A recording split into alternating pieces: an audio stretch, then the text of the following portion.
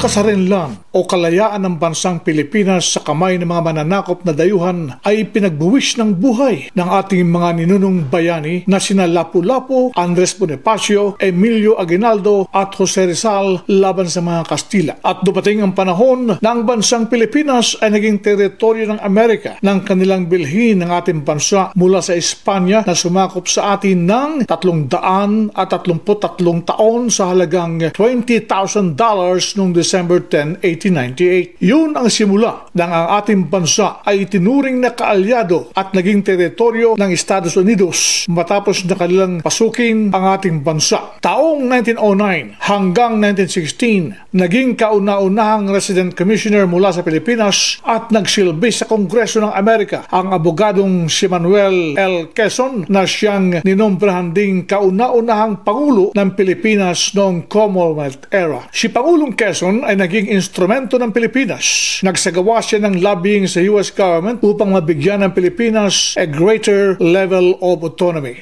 Kaya't noong taong 1935 hanggang 1946, nabigyan ang Pilipinas ng pansamantalang kalayaan ng Amerika at naitatag ang kauna-unahang gobyerno ng Pilipinas na tinaguriang Commonwealth of the Philippines. At hanggang sa sumiklabang ikalawang digmaang pandaigdig ay nadamay ang bansang Pilipinas bilang teritoryo at kaalyado ng Amerika. December 10, 1941, nang sakupin ng imperialistang Hapones ang Pilipinas matapos nilang unang atakihin ang Pearl Harbor sa Hawaii. Fast forward na tayo. Ngayon ay taong 2024 na at ang Pangulo ng bansa ay si Pangulong Bongbong Marcos Jr. Siya ay ang anak ng dating Pangulong Ferdinand Edelid Marcos na pinatalsik ng 1986 bloodshed EDSA People Power dahilan upang maluklok sa poder noon ang biyuda ng dating yumaong Senador Ninoy Aquino, ang yumaong si Ginang Corazon Cojuangco Aquino. Noong panahon ng Administrasyon Cory Aquino, wala siyang nagawa ng mapagkaisahan ng mga senador na patalsikin sa bansa ang mga base militar ng mga Amerikano. Yun na ang simula ng unti-unting sakupin ng China ang ating mga isla sa bahagi ng West Philippine Sea na pasok pa sa ating economic zone. Mula kay Ginang Aquino, nasundan ito ni Pangulong Fidel Ramos, Joseph Estrada, Gloria Macapagal Arroyo, Benigno Aquino III at Rodrigo Duterte. Lahat ng mga nagdaang Pangulo ng bansang Pilipinas, maliban kay Duterte, ay kinilala ang naging kasunduan ng Amerika sa bansang Pilipinas. Magugunita na pag-upo ni Duterte bilang ika-16 na Pangulo ng bansa ng taong 2016 hanggang 2022 ay tinalikuran niya at binaliwala nito ang US-Philippines Mutual Defense Agreement. Sa halip ay kumiling sa China at ngayon ay napabilitang nagkaroon pa siya ng sekretong kasunduan ng Pangulo ng China hinggil sa kalalagayan ng West Philippine Sea. Kaya naman, sinabi ni President Ferdinand Marcos Jr. na nakakakilabot ang Gentleman's Agreement na pinasok ni dating President Rodrigo Duterte sa China na may kaugnayan sa BRP Sierra Madre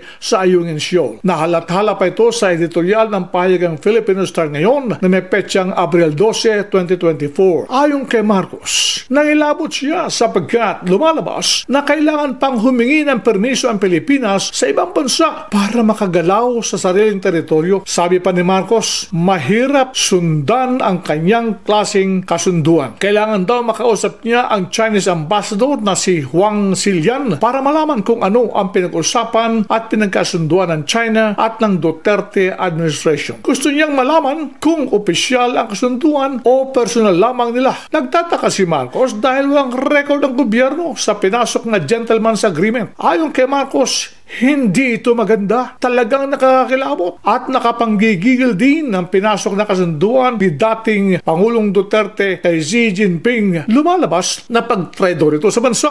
Sinubo sa isang kasunduan na ang Pilipinas ang magiging kawawa sa sariling teritoryo. Malinaw na kaya sobrang agresibo ng China sa West Philippine Sea ay dahil meron silang kasunduan sa dating Pangulo ng Pilipinas. Kaya malakas ang loob ng China na bombahin ng tubig at at banggain ng mga barko ng Pilipinas ay dahil sa kasunduan kay Duterte. Pinangahawakan ng China ang kasunduan sa dating Pangulo ng Pilipinas at handa silang ipaglaban yun. Hindi lamang ang Philippine Coast Guard ang nakakaranas ng panghaharas, kundi pati mangingisda. Maraming beses nang itinaboy ang mga mangingisda sa Scarborough Shoal. Pati mga Pinoy researchers ay hinaras ng China. Nabulgar ang Gentleman's Agreement dahil kay dating presidential spokesperson Harry Roque. Ayon kay Roque, nakalatag sa kasunduan na tanging mga pagkain na tubig lang ang dadalhin ng Pilipinas sa mga sundalong nasa BRP Sierra Madre sa Ayungin Shoal. Walang materyales na kasama para kumpunahin